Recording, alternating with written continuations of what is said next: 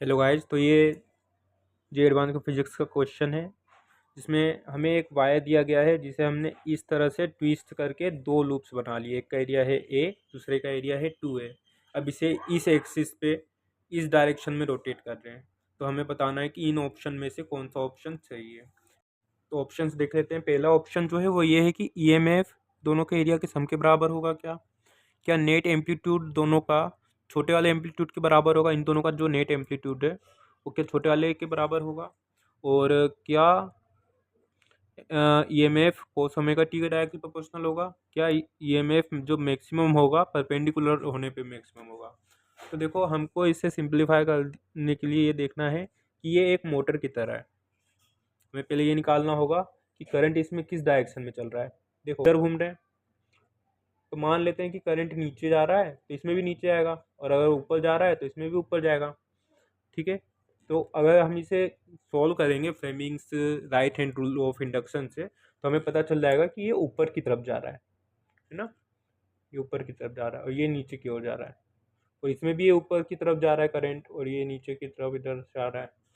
ठीक है, पर यहाँ पे देखेंगे हम कि ये इधर से गया करंट, वो इधर इसको अपोज कर रहा है।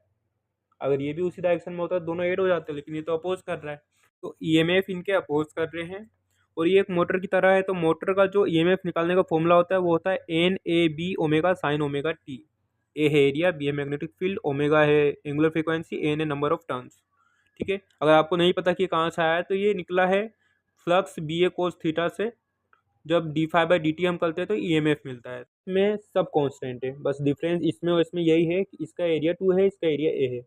तो इसका ईएमएफ एरिया का डायरेक्टली प्रोपोर्शनल होने के कारण डबल हो जाएगा और इसका सिंगल रहेगा। तो जब हम इसको सोल्व करेंगे तो हमारा नेट ईएमएफ भी यही आएगा, क्योंकि ये एक दूसरे को अपोज करते हैं, इसलिए नेट ईएमएफ भी यही रहेगा। तो जो पहला ऑप्शन है कि ईएमएफ दोनों के एरिया के सम के बराबर होगा, ये गलत है। ठीक है, थोड़ा ऑप्शन देखते हैं। Net amplitude of both is equal to amplitude of smaller one. पहली बात तो एम्पलीट्यूड होता क्या है, जैसे ए साइन ओमेगा टी है, तो जो ए है ये इसका एम्पलीट्यूड होता है। ठीक है, जो आगे वाला कांस्टेंट टर्म होता है ना, क्योंकि देखो ये 1 हो जाएगा, तो जो वेव की मैक्सिमम हाइट होगी वो यही होगी ए, क्योंकि ए टाइम्स 1 ए है ना। जो एम्पलीट्यूड होगा वो एन ए बी ओमेगा होगा। छोटे वाले का एम्पलीट्यूड तो एन ए बी ओमेगा होगा, बड़े वाले का एन 2a बी ओमेगा होगा, और नेट जो होगा वो भी एन ए बी ओमेगा ही होगा।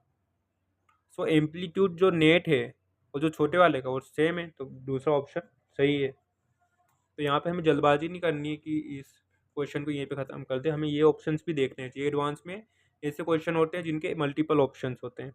दूसरा है कि क्या ईएमएफ कोस ओमेगा टी के डायरेक्टली प्रोपोर्शनल है। नहीं गाइस, ये तो साइन ओमेगा टी के डायरेक्टली प्रोपोर्शनल है। इस चौथा ऑप्शन है, क्या rate of change of flux is maximum when plane is perpendicular. और इसी को हम बदल दें तो ये बोल रहे हैं कि EMF is maximum when plane is perpendicular. तो साइन ओमेगा टी मैक्सिमम कब होता है, 90 डिग्री पे, तभी ये मैक्सिमम होगा। तो फोर्थ ऑप्शन भी सही है। तो होप करता हूँ आप कमेंट करेंगे ताकि मैं और सुधार कर सकूँ। धन्यवाद।